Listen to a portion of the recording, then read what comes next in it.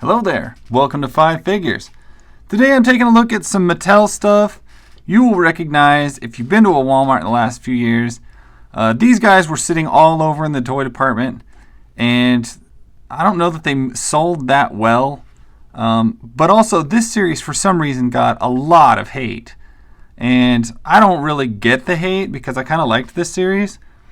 But we're going to start off with Reaper here. Pretty sure his name is Reaper. I think this was a cool figure. Was it like the number one figure you'd want to grab off the shelf for 20 bucks? I don't know. But I mean, look at this aesthetics. You had really bad knee joints, but from both sides it didn't really matter. And you had like ball joints at the hips that swiveled.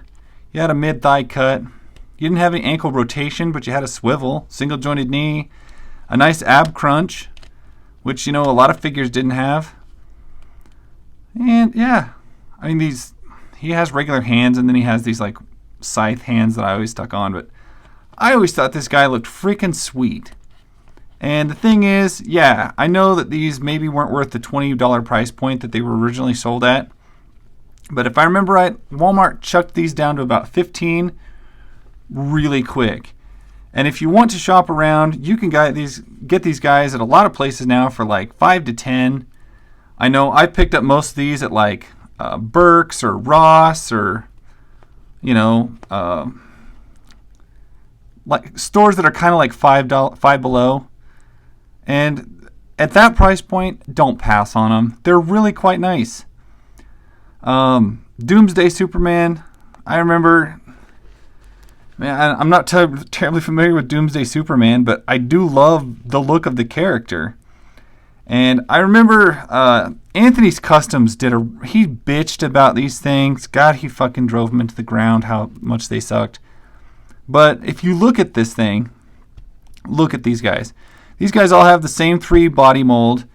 And I'm going to compare it, because it's Mattel, it's the exact same body mold to He-Man.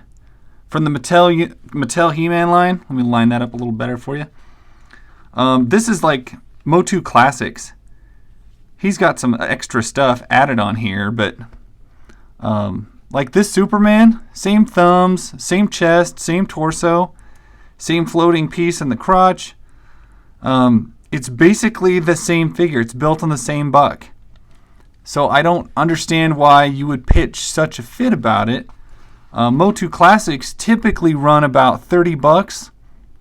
And so these things at 20 didn't seem that bad. And they sure seem really nice at like 10. I remember I picked this guy up for Burke's for I think 9. Yeah, he doesn't have the hugest range of motion. The arms don't close that well. He's sculpted amazing though. He's got a nice ab crunch and a waist rotation. He's got good enough in the hips.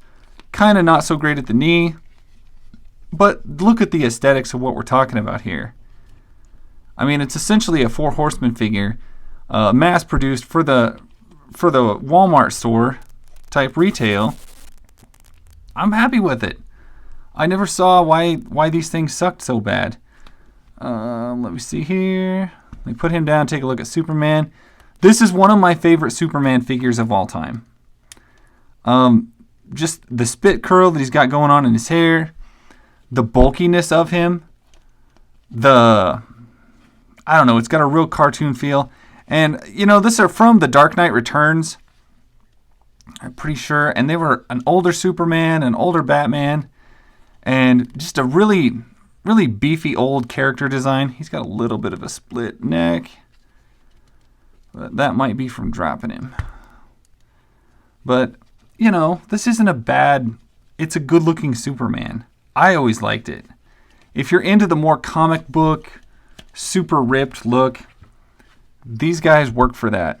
And they all fall down. I've been having more trouble keeping my stuff standing in this booth lately. I might need to replace my underlayment mat. Next up, I'm going to take a look at Batman. This is the old Dark Knight Returns Batman. He's thick, he's grizzled, he's chewy, whatever you want to call him. I think they made a black version of this. I much preferred the blue version, so I got it. And yeah, I mean, he's got not the hugest range of motion. You don't get like a full 90 on stuff. Wrist rotation, upper bicep cut, ball joint at the shoulder. He's not the most posable. I will give you that. He's got a decent ab crunch. He's got good, fairly decent movement at the hip. He's got an upper like cut that rotates in there, plus a ball joint. Yeah, you don't get the most knee joints. I'm not going to lie and say they're the most posable figure ever, by any means. But I'm just reminding you, this guy was available for retail for $20. You can now get him anywhere for $10. And this guy still commands like $30 to $50. So what the hell's wrong with this guy? Nothing. I never got the hate that these things got. Yeah, they're not going to be posable like a Marvel Legends. They're not supposed to be. They're a different kind of figure. I don't always like comparing absolutely everything to what Hasbro does. Don't get me wrong, Hasbro does great stuff, but, you know, seriously. Sometimes I just want to try something that's made by somebody else. Finally, we have the Robin from that same Dark Knight Returns series. I remember being kind of disappointed with this one. She was a little bit harder to find. I do remember I had to pay $17 for her because she wasn't on sale. She'd been marked down once, but not like, you can get her a lot of places now for like $5. She's got the weird DC Classics suitcase, hip, swivel, cutaway joint thing. Upper thigh rotation that's kind of almost below the little flaps of the skirt, which helps. Single jointed knee, which is rough because it makes kind of a bad cut there, but keep in mind you're not dealing with a pricey figure. Her goofy little shoes, I hated those shoes. The only thing I really wish this figure needed was an ab crunch. It totally needs an ab crunch. Other than an ab crunch, if we could have her looking up, would have been good. But all it does is rotate. So it's kind of stuck as it is. It's very stylized look, which I kind of dig. There's a little bit of gloppy paint on my sunglasses on this one. Kind of messes that up.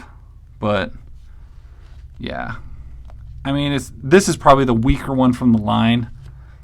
But if you remember, it's been a few years. I think it's been probably 5 years since these things were sitting everywhere. Let me take a look. We got a date on here. If we do, can I find it? I can't see a date. Oh well, I'm pretty sure it was like 5 years ago. Like I said, they were all over. And they didn't sell well. I can kind of see it, but at the same time, present day, if you see these in a Burke's or a Five Below or a Ross or any of those type of stores, do buy one. Pick one up. Try it for yourself. You're looking at a buck that on any other figure runs about $30. So enjoy getting it at a bargain, I guess. See if I can get Doomsday to stand because he's getting in the way. Come on, guys. Let me have my last shot. Let me have my last picture. Just be good for just 5 seconds. 5 seconds. There. Now I'm done. Thank you guys for watching. I will catch you later. Bye.